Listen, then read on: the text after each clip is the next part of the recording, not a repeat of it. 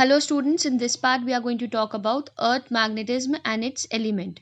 There were many physicists those who were working behind like William Gilbert, Professor Blackett and Sir E.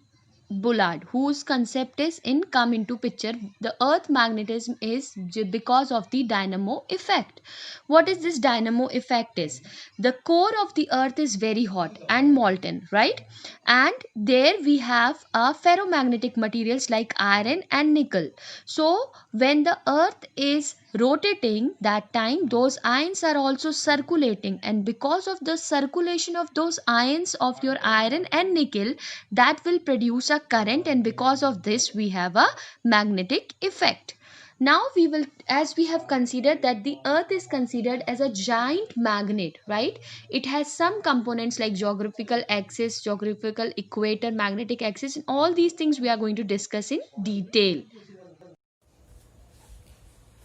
Now here we will talk about, that is, what are the elements of the earth's magnetism.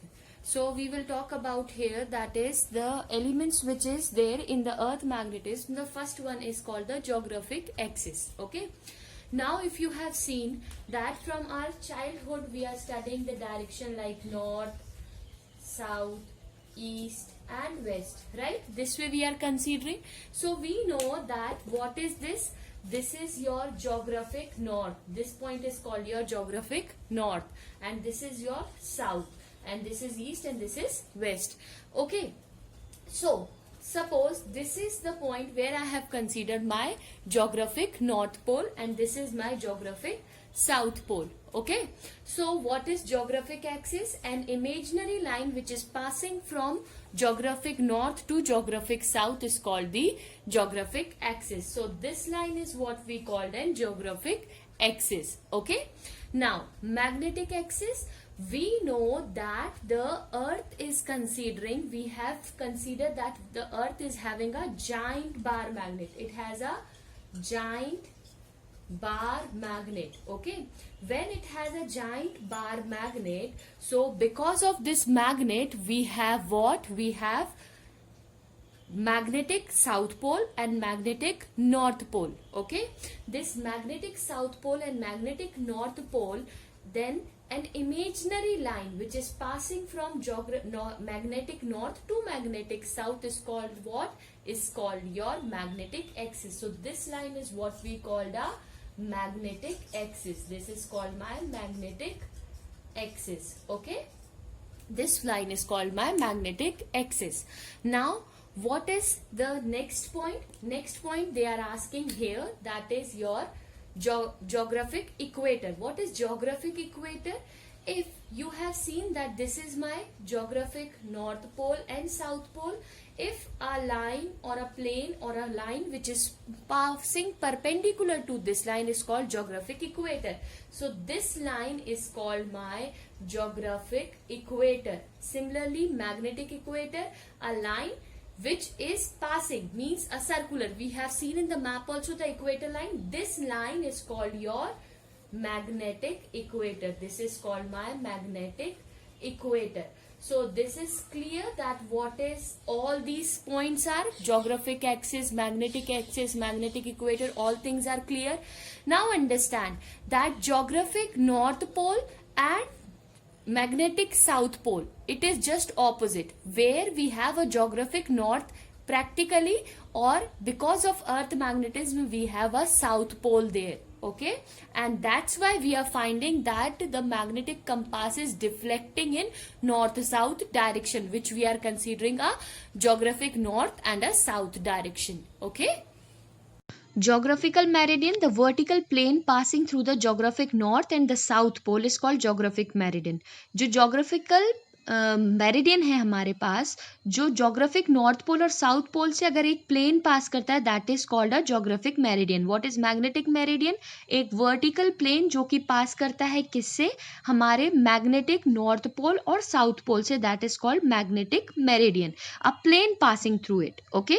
Now other elements we are going to discuss which is important, like magnetic declination. For complete information of the earth's magnetic field, we can calculate through these three components. Okay, so first we are going to talk about the magnetic declination. It is denoted by alpha, and that is the angle between the meridian, geographical meridian, and magnetic meridian.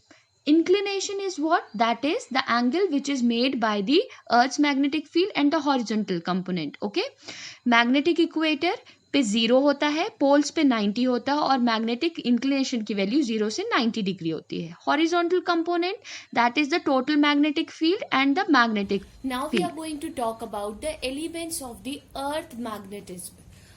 As we have already discussed all 5 components or 5 elements which is important for the earth magnetism, now we are talking about the elements of the earth magnetism which is useful to find out the position and to measure the accurate position on the earth surface through a magnetic compass. So first is magnetic declination, which is also denoted by angle alpha. Angle of dip or magnetic inclination, that is denoted by del. And we have a horizontal component. Okay, so we will discuss each of them in detail. So first we are going to talk about magnetic declination. As we have already seen that these 3 parameters, magnetic inclination, declination and horizontal component, are important to find out the magnetic field on any place or anywhere on the earth's surface. So first we are going to talk about magnetic declination. Okay, it is also denoted by D. Now imagine that we have a earth surface. This is our earth surface. Okay, and we have a geographic north and geographic south pole. Okay, when we keep a compass, okay, normally when we keep a compass, so it will be always indicating north pole and the south pole. So this is my north and this is my south. So when we are going to keep this in the direction, or when we are going to keep this compass horizontal to this magnetic declination, we found that the compass needle is deflected. It get deflected, and this deflection is what we called alpha, or we call this as D. The declination can be as alpha, or declination can also be called as D. Okay, so now how we are going to utilize and what is the use of this? In the ships you have seen that the directions are always be calculated, or the distance will be measured through a compass. So here what we are going to do is, when they are keeping a compass, okay, when they are keeping a compass here, when the deflection is turns this side, so this side it makes the declination angle negative. Okay, and when the compass needle is deflected this side, so it makes the angle of declination, that will be positive. So here you can see that alpha, which is deflected, it get deflected towards west side, because this is deflecting towards west. So how I can say, suppose let my angle be alpha, I called my angle let be 5 degree. Okay, so what is its position? Here we can say that is the angle alpha is 5 degree west from north. Okay, this way I am going to say. Now this is giving me what? This is giving me the value of my geometric north pole and geometric south pole, but this is showing my magnetic south pole and magnetic north pole, right? So what we are going to do is, we have to, this, it is giving the direction in this way, so we are always moving in the positive side of it. We are moving in the positive direction of the geometric 5 degree east we are going to move. ठीक है, और जब हमें 5 degree east में देगा, then we are going to move in the 5 degree west direction. Why it is so? Because we are considering geometric north and geometric south, and it is deflecting towards where? It is deflecting towards the magnetic south and magnetic north. Why it is so? Because the magnetic north and the magnetic south, magnetic north pole and the geometric north pole or south pole, they are never coinciding each other. The angle between the magnetic poles and the geometric poles, this you have to remember, is 11.5 degree. The angle between these two is 11.5 degree. So this is what we call the magnetic declination. Okay. Now the next component is magnetic inclination or angle of dip. What happens in this case? We have a geometric meridian and a magnetic meridian. Okay. And because of this we have a geographic north pole and we have a geographic south pole. Now understand, in the previous case we are keeping the magnetic needle horizontally. Now here we are going to keep a magnetic compass vertically to the plane. When we are keeping a compass vertically to the plane, normally when we have kept the magnetic compass, so what will happen? Automatically it will come and it will come to the rest position. So the angle which is made by this means the angle which is made in which direction the magnetic compass needle is resting.